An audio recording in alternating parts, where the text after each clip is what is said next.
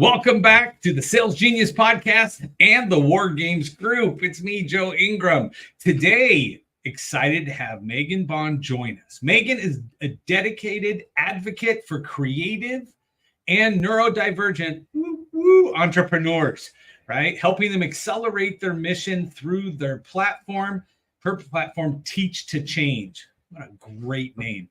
Right? With a focus on education and equity, Meghan has facilitated learning for thousands of leaders globally. As a neurodivergent self-advocate, she brings unique insights into the designing inclusive workshops that attract and support neurodivergent clients. So get ready to learn how to create impactful and equitable learning experiences from one of the leading voices in the field. Because to me, everybody, this is what we need. Welcome to War Games, hosted by the sales genius Joe Ingram. If you're looking to win the sales battle, then you have joined the right team. In the War Games group, we devise strategies for sales, marketing, branding, mindset, and attitude. We enlist the assistance from the most successful producers across all industries. We then share their knowledge and techniques with you. Our single goal is to get you ready for your next sales opportunity. When it comes to crossing the minefield of sales, step in the footprints of those that have crossed before you. Now, prepare yourself for boot camp and beyond. It's time for the War Games to begin. All right, I'm excited to bring Meghan up on the stage. Here she comes. Meghan, welcome. I appreciate you taking time out of your day to meet with me and to go over this because, again, as we had chatted a little bit before, the neurodivergent thing, I think it's going to run rampant through our group. Right? Because why? We attract each other. And so we go through. I laugh all the time. People are like, how did you switch subjects so fast? And I always laugh. And I'm like, what's worse is how many people kept up with me. And so, that's the power. You're right. So fantastic. Welcome to the show. Well, thank you so much for having me. Yeah, I think it's meant to be that I get attracted to all the neurodivergent leaders and entrepreneurs, and it's awesome. Like to be with my tribe. Exactly. Because again, other people just like y'all are weird, right? So yeah.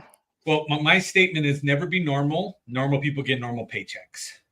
So, and again, it's just again the neurodivergent. Can you define neurodivergent for those people that don't know or have not self-diagnosed yet? Yes. Yeah.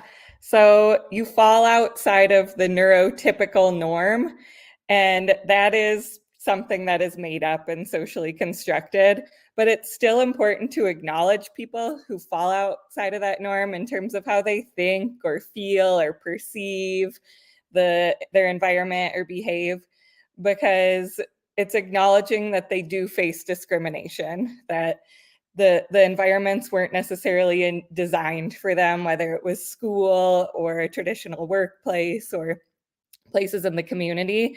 And so if we say, oh no, I don't see neurodivergent people, we're all neurodiverse, you're kind of dismissing that, well, some people have a harder time than others. They have to shapeshift and mold themselves to fit in because they're sort of designed to think and perceive differently than the way things have been designed.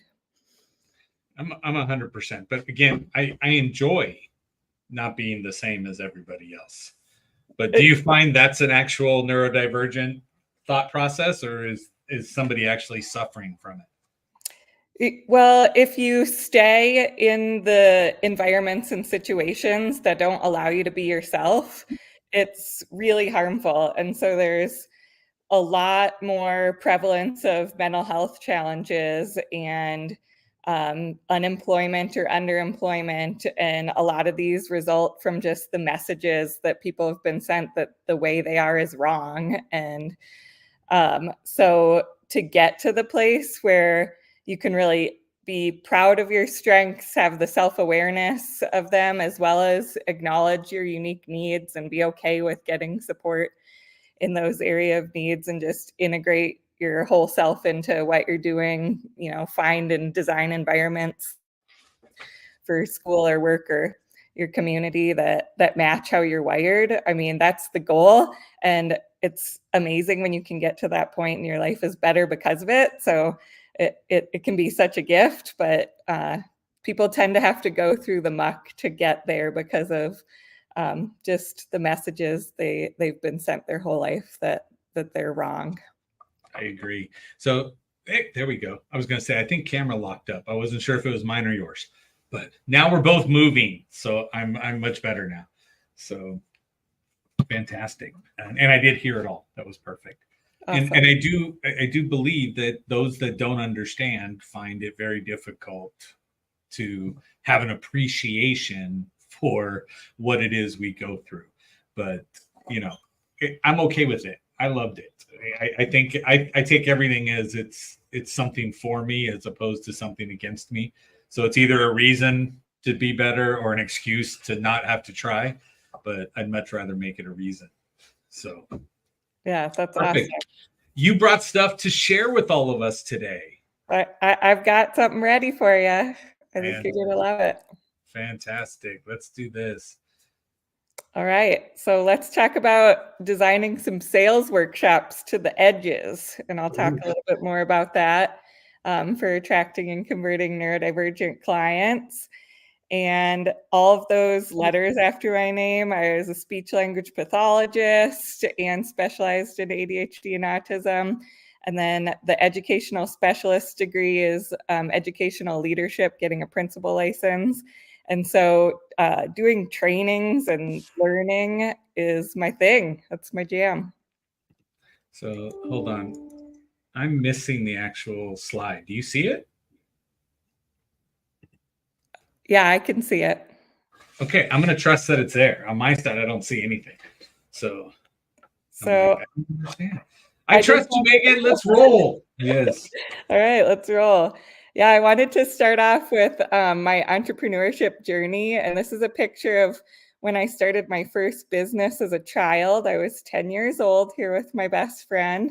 And we created camps in my unfinished basement where there would be like theater camp, dance camp, holiday day camp where the parents could go shopping for gifts, or a Halloween camp with different themes. And we'd go around telling the parents about, the day that the kids could come over, and we'd have activities planned and get all the materials bought within our budget, charging 50 cents per hour per kid to come to our basement camp. So that was my very first business that I absolutely love to do.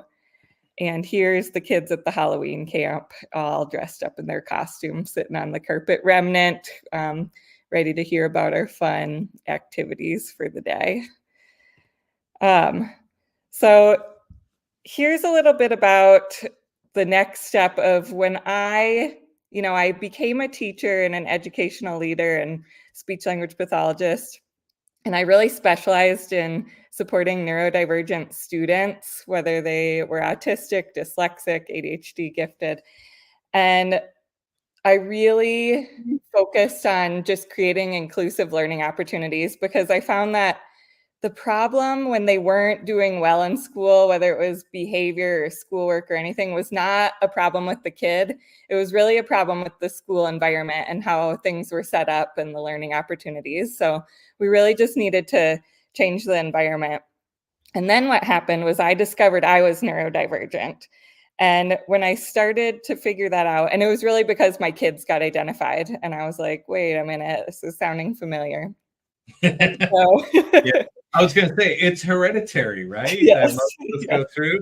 When my son got diagnosed, we were sitting together in the clinical psychiatrist's office with his mother. And both of us have our leg bouncing, and we're looking at each other. And the guy looks over and he goes, okay, so on the scale for ADHD, you scored a 98. Yeah. And I looked at him and I said, "You seriously couldn't get 100?" And the guy goes, "That's the highest score you can get." And I started laughing and I high-fived him. And we're sitting there and the guy's like, "Okay, wait a second. For one, I can tell you it's hereditary." I'm like, "Okay." And he goes, "Well, what do you mean?" I said, "Well, just stop and think. My ex-wife who's sitting there with her new man, right? Both overly educated, and I'm the one paying for this visit and all of his visits." Right. And so he goes, "Whatever." I said, "I take it as a gift. So we're okay with it." And then again, the answer was what? Self-medicate. Right. They were like, medicate. And I was like, "Nope, you guys will get me. If he wants medicine," I told him he had to choose if he wanted it. And if he wanted it, they had to give it to me first. So I knew what it would do. And I will tell you, I never thought that slow in my life. And yeah, it was walking through mud. Yeah. It was like knee-high mud trying to walk and go through. And I was so miserable. And so he took it for like 2 days and then was like, "Yeah, Dad, this is not good." So Yeah. It impacts everybody so differently. And there's definitely a wide range of perspectives on that. But I mean, I think it's so common for parents to discover that about themselves as they're getting better about identifying kids in schools, to be able to say like, okay, everything's kind of coming together and making a lot of sense. And that's what happened for me. And it really was the impetus for me to leave public education and start my business.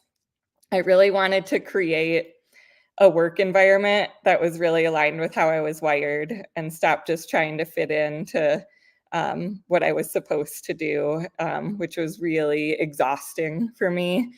And I wasn't able to have the energy that I wanted for myself and my family when I was doing that. So entrepreneurship has been such a gift for me. And now that I'm in these circles, I'm like, oh my gosh, the number of people, there's a disproportionate amount of people who are neurodivergent, who are entrepreneurs. So I just feel like I found my tribe in that as well. Exactly. And isn't that hilarious to say, okay, so the people that are outliers are all in one particular area. Doing their own thing. It's a bad sci-fi movie is what's happening. Yeah. Yeah. So it's really awesome. And so really, as I was learning the entrepreneurship skills, because I knew, I'm really strong in understanding different learners. How am I going to use this to create a business? And so I got coaching in business to be able to build those skills. And what I found was that they were not designed for how I learned. The coaching and the workshops and the trainings that I went to were horrible when it comes to instructional standards of me, having all these degrees in instructional design and curriculum and like, how do we do learning? And I'm like, no, that these are missing the mark for me as a learner who learns differently than average. And really, this is such a huge piece of business and sales, because what are we trying to do? We're trying to have positive outcomes for our clients. Like, they come to us because they want to change. We're able to solve a problem for them. And problems of change are problems of learning. When we can really support someone in their learning, like, that's when we see change. And it's not about building knowledge. It's about being the teacher that builds skills. And so if I put the picture of the swimmer, because it's like, if you're just going to show someone videos of how to swim, that might build some knowledge about swimming. But the person who actually does the swimming is the one who builds the skill of swimming. And 100%. I watched the video. I don't even know what wet feels like. But what's the temperature of the pool? Throw them in. You'll get it. Yes. Yep. So yeah, to really define teaching as, it's not about telling or lecturing. It's about teaching them in a way that allows them to experience it. It's about project-based learning and problem-based learning and making mistakes and getting feedback and guiding them through that. And that's what we learn about is good teaching for people and creating the conditions for for learning in schools, and we need to be doing the same thing in our businesses. So I noticed that right away, and I was like, this is my niche for sure. This is my area of expertise. So literally it's hilarious, right? Because when you're scattered as much as most of us are with our thinking process, and then all of a sudden you find the niche, it's so amazing to find that hyper focus, right? That just sends you spiraling into a whole nother world, because that's exactly when you found it. It's like if you put sugar water out for ants, right? All of a sudden they get it, and the first one's like, whoa, yeah, and then everybody has to come. Your brain's just like, that's the one. That's the hit. That's the endorphin I need. That's the dopamine. And my brain is just exploding with the knowledge and skills that I've built over a long career of teaching. Of like, oh, and they could do this, and they could do this, and I've read this book and done a deep dive. It's like I've gone down every rabbit hole there is to go down with instructional design, and I lose track of time because I'm just in my flow, loving learning about it and testing it out and trying it. So yeah, it's super fun to get to make that my job, to share that with other people, for sure. I love it. So sorry I interrupted. No need to apologize. That's what we call a neurodivergent communication style, and we're often told that it's wrong, but it's just different. Yeah, I'm with you. And I was going to say, I have the most amazing guests to handle it. That's right. If you get one of the regular people that the way they think, they're like, oh my goodness, I can't possibly start again. Where was it? We're like, we don't even care if we went down the same road going forward. Come on. Making turns. Yeah. Yeah. So what I really want entrepreneurs to know is that there's so many neurodivergent clients out there that need them to design it for them, and it's really good for everybody. So we need to stop designing our coaching or our workshops for the average person, and really design to the edge. Neurodivergent people are estimated 15 to 20% of people, so it's a huge section of the market. They're underserved or just harmed in so many ways from the messages they're sent. And so if you can be the person that creates an inclusive and supportive learning experience, that's huge. Some of the things that I've experienced as a neurodivergent client as I've gone through different business coaching programs is deficit-based and offensive language, which it is an instant turnoff for me to even sign up for their workshop or coaching program. Like, I look for the vocabulary and language right away, and it sends a message to me about their mindset about me and how I'm going to be, and whether this is going to be a supportive space for me. So right off the bat, the language is an issue in many cases. Can you throw an example of the deficit language?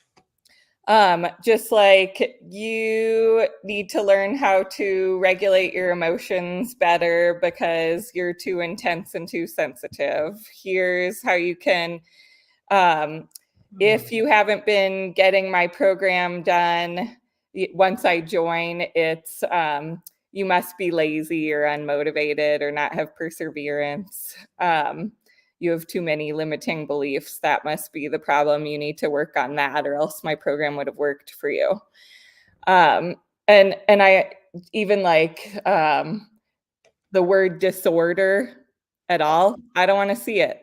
I don't want to see the word diagnosed. Like, it's I'm identified as neurodivergent. It's a part of my identity. So I don't use the word diagnosed, and I don't have a disorder that needs to be cured or fixed. And so anything about fixing or curing me, it's like, no. I need to see clear outcomes. When we're teaching students in schools in the educational setting, we always know, what is the assessment? How are the kids going to show what they've learned? And it needs to be a really authentic, relevant way to show that you're learning, not just like multiple choice tests or anything like that, but a project, an outcome, something to show. And even when we're doing a workshop that may be a lead magnet to attract potential clients to go deeper with us, there needs to be an outcome. If it's just a lecture, I'm not going to sign up for that. And thinking about what is the small first step outcome and assessment that someone could show me a skill that they have learned, just like with the swimming, even at the end of a short workshop, and then know that, okay, if you want to go deeper with me, here's this bigger outcome that you can have. But I want those results in an assessment where I can show my learning at the end of that initial workshop. The engagement strategies, again, just like sitting there without having time to think, write, verbally process in a small group, design something, get creative.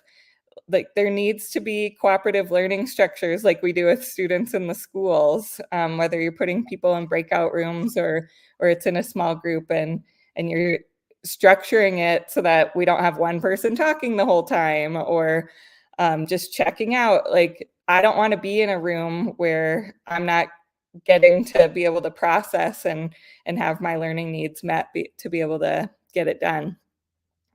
And then the executive function support is huge, right?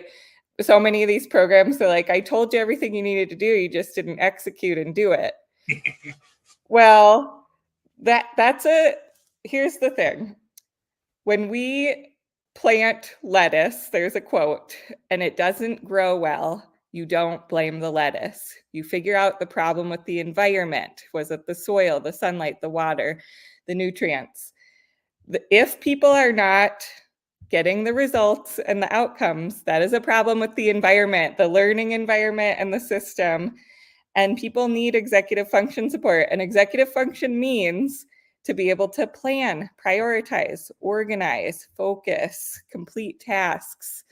And many neurodivergent people struggle in this area, and it's not their fault. It's how they're wired. They're good at many things, and those skills they need extra practice and extra supports for, and that's okay.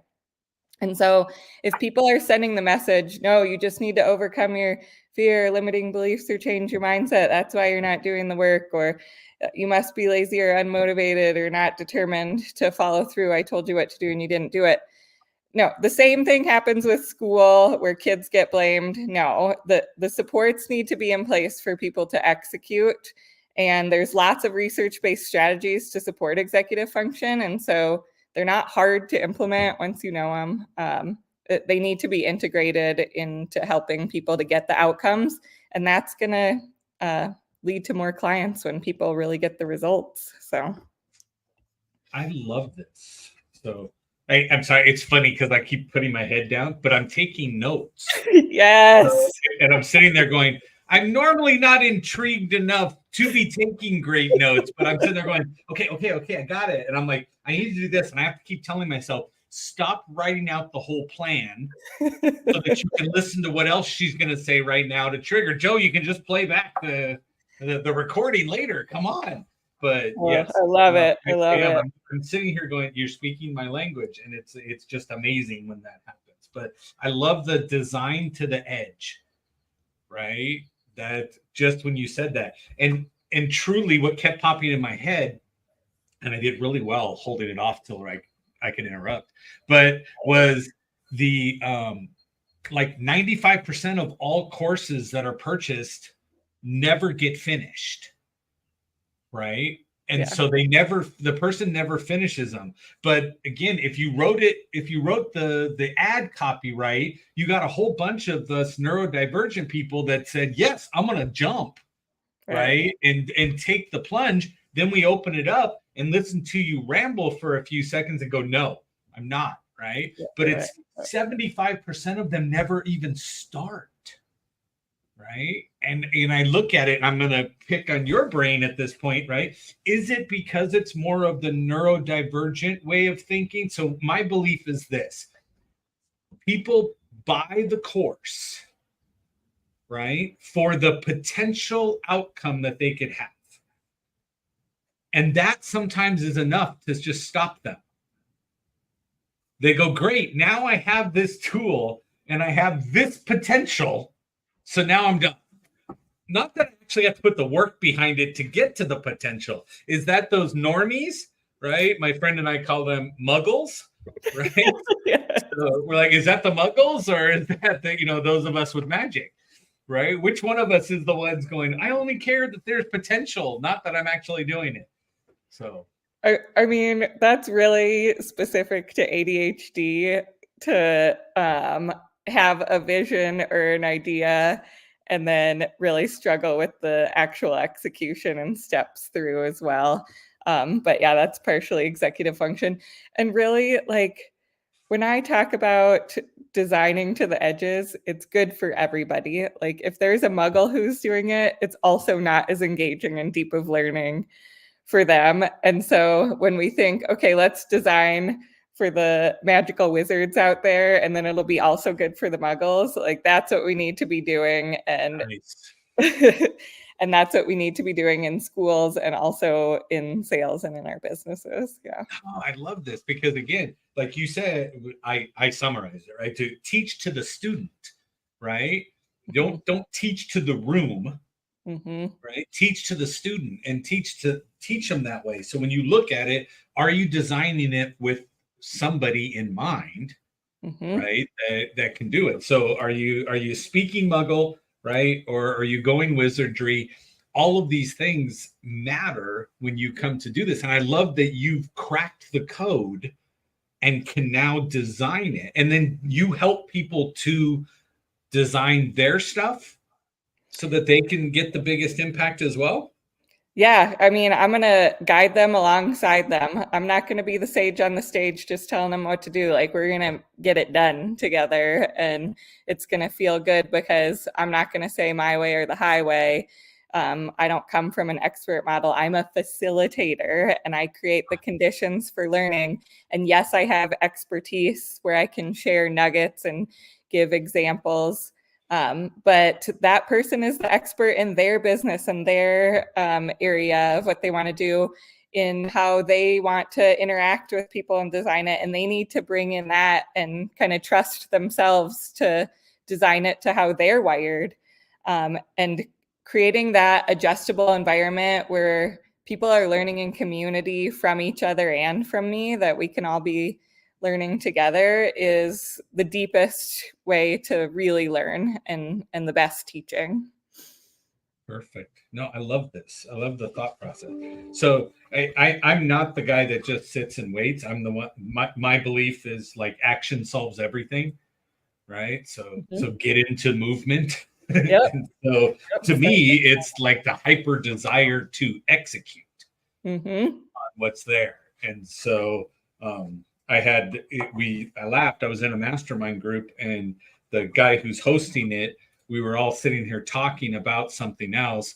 We got off of the mastermind, and within 10 minutes, we had both designed a shirt and took the image, posted onto a shirt, and had it up on our retail stores within like 10 minutes. And we were shooting it back to each other going, boom, done.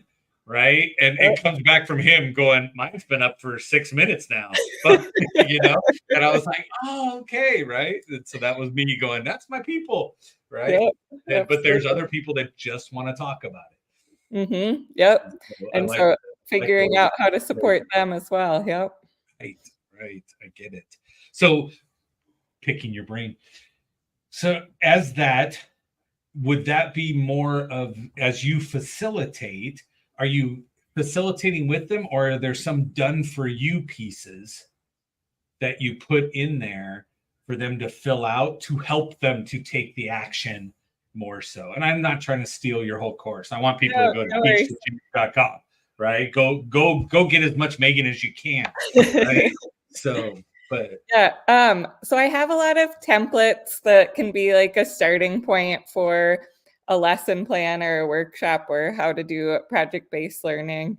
But if you're just doing plug and play, you're not putting in your creativity and your oomph that you bring. And so the foundation and support is there, but I encourage people to really make it their own as well as we're going through the process, and learn to trust themselves and their ideas and creativity, and then be able to put it into action. Fantastic. Mm-hmm. Oh, I love this. Sorry, I flipped you back. No worries. Yeah. I know you can handle it. I just, I've been trained by the norms, right? To just say, yeah, I'm sorry, I railed. You just stop that apologizing for your way of being. Yep. Yes.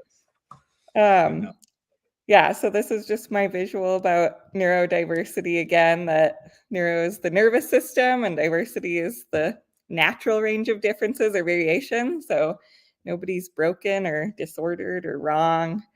And so that's just how people think, process, and relate. So we already kind of talked about this. And I just love this quote. Neurodiversity may be every bit as crucial for the human race as biodiversity is for life in general. Who can say what form of wiring will be best at any given moment? I'm telling you, we're going to be the ones left. Yeah. Because everybody else is searching for comfort and whatever. And we're like, let's adapt to the scenario that's in front of us. Let's go do this. Let's go. Boom. And we might not survive without the muggles, because some of them are doing the repetitive tasks or the execution. Like entrepreneurship or anything is not a solo sport.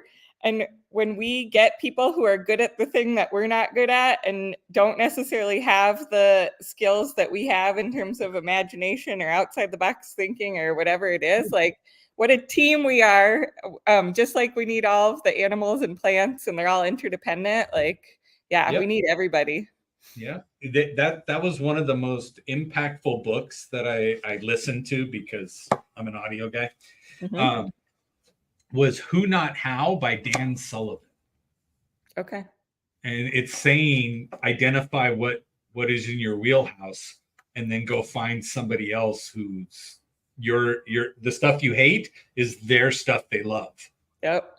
Right. Exactly. And so like when you look and say there's the executioner, the person who has to get it done and do it themselves, right? Versus the facilitator person versus the visionary person, right? And go through. And if you can combine those into one person, great.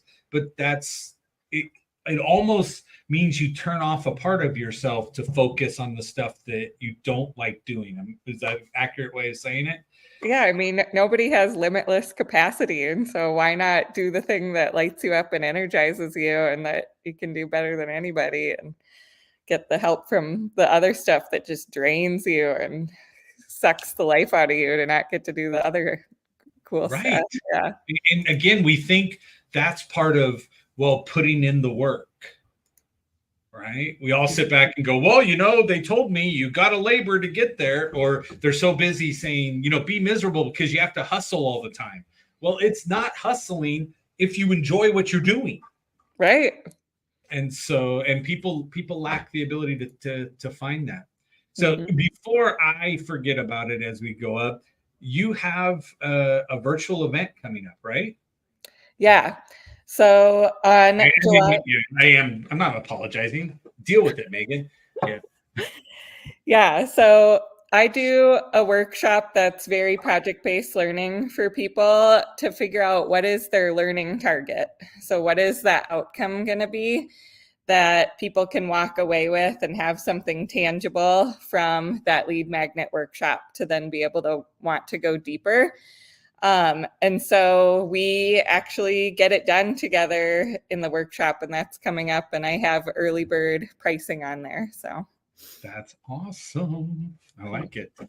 So that's fantastic. All right. You can roll. All right. I didn't want to stop you. And it's just so excited. Yes. Yeah, so the EDGE framework that I came up with is based on universal design for learning. I want to tell my airplane story if we have time. Tell me. All right, so you can't use the put your mask on first thing that everybody tells. No. Okay, good. All right. So the military was having trouble with many pilots not fitting into the cockpit of their fighter jets. And this was not that long ago. And they said, we need to figure out how to make our airplanes work for more different sizes of people. And they were kept being told this can't be done. You need a custom plane and cockpit for each fighter pilot, which is going to be super expensive. And they were like, nope, somebody needs to figure it out. This is how adjustable seats and steering wheels were invented that we now all have in our cars to move forward and back and the steering wheel up and down, whatever. Okay, this is an example of universal design for learning, or designing to the edge. And it's really thinking about ahead of time how to make environments adjustable. And so the EDGE framework is really thinking about your environment ahead of time of how it's going to be ingestible, who's going to be there in terms of purposeful grouping, because that's one way to really make the environment supportive, is to be really purposeful with who's going to come to your learning experience and how you're going to group people. And then defining the outcomes, like I talked about, we always need to start with the test. Before I plan any workshop, I'm starting with how am I going to evaluate outcomes? Because just because I said something or delivered some sort of knowledge does not mean that the learner learned it. And so I need evidence to show that they got the results. And something that's really reasonable for the amount of time that you're doing, which can be hard for, it's an executive function skill to really break something down into the parts and to estimate time. And so those can be challenging pieces to really select an outcome that's manageable. And then guiding, like we talked about with allowing people to struggle through things and giving them the just right amount of support and challenge, giving them cooperative learning strategies to work together and think critically, and those engagement strategies where they're writing something, creating something, talking about something, that it's not just listening the whole time. So this is really the framework that I model in my workshop and then teach people to design, so that whether they're a financial person and they want to teach somebody how to do this one skill related to it, that's going to build so much trust and credibility if they get that outcome from that workshop, that they're going to want more. Or, you know, any job has something that they can teach and bring people in. And the other thing is, there's so many partners out there that really specialize in supporting neurodivergent people. Whether we're an organization for the autistic community or the ADHD community or the dyslexic community or PTSD, OCD, bipolar, whatever it is. And if you really have some of that background knowledge on how to create inclusive learning experiences, that you understand the language, you can ask them, hey, can I do a workshop for your community? You're borrowing their audience, you're being intentional about being inclusive, and you're going to grow your business and be helping a lot of people while, you know, creating more inclusive communities in the process. So I love it. I love it. Yeah, so this is my last slide here that I have, inviting people to my learning target planning workshop at teachtochange.com, and also be on the lookout for my TEDx talk, which is supposed to come out in the next few months. Woohoo!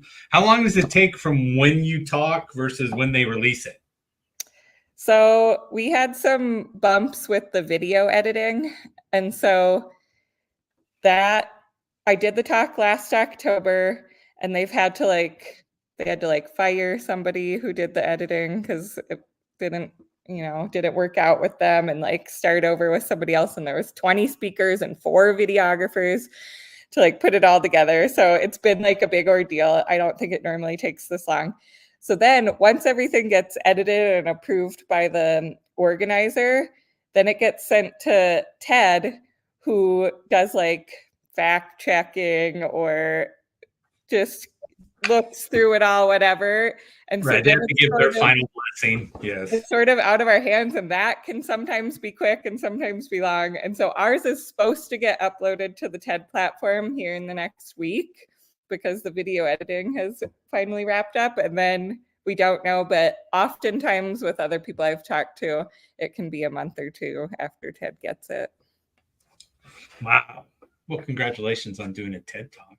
Thank you. It was a year-long process. It took a lot of rejection through the application process, a lot of refining of how do I get all that I want to say down to 7 minutes so people will actually listen to me and not get distracted. So yeah, I learned a lot. It was a cool experience.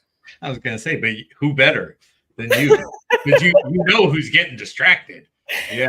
I'm like, no, my organizer would be like, remember everybody, people have baby hippo TikTok videos that they can just switch to at any time.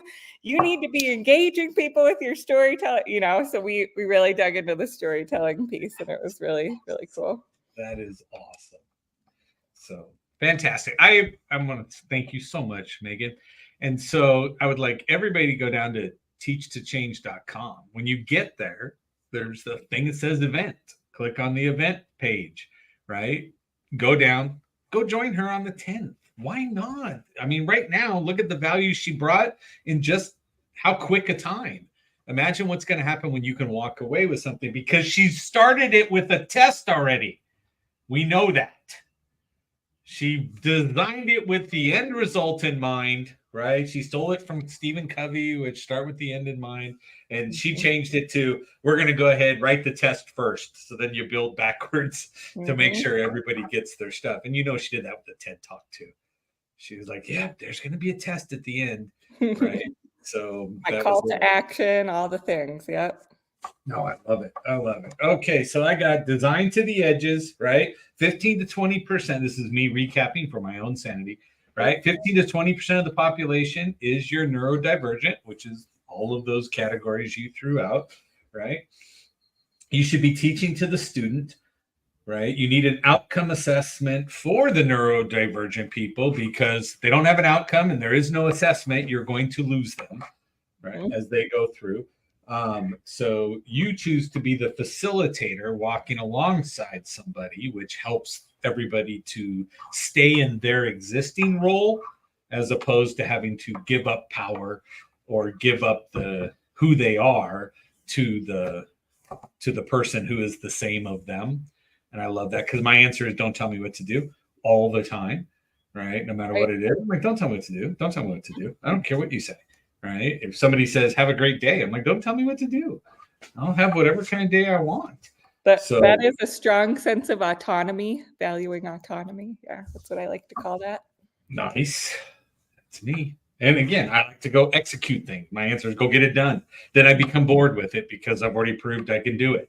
So, but when you're designing courses, when you're designing your classes, even with all the way back to your lead magnet, you need to set yourself up with the test at the end to prove that they got the value on its way in. So I love that thought process that's there. And you have to be adjustable. Like the environment needs to be adjustable to whatever type of individual they are. So you have to be adjustable. And I love that, because I tell everybody, be who the prospect needs you to be so they can buy from you. It's much easier than having to try to sell something. And I believe sales has been so wrongly done for so long, being that, well, that's because I tell everybody you have to force somebody to get something. I have to persuade you to go get something. Why don't you just adapt who you are so they feel comfortable with buying from you? And I think that would make things so much easier. But absolutely. Thank you so much, Megan, for everything you've shared with everybody. And so go to Teach to Change, and I'm going to tell the entire audience what I'm going to tell you like every week. I'm going to tell you, go out and sell something. Thanks, everybody. Megan, that was one.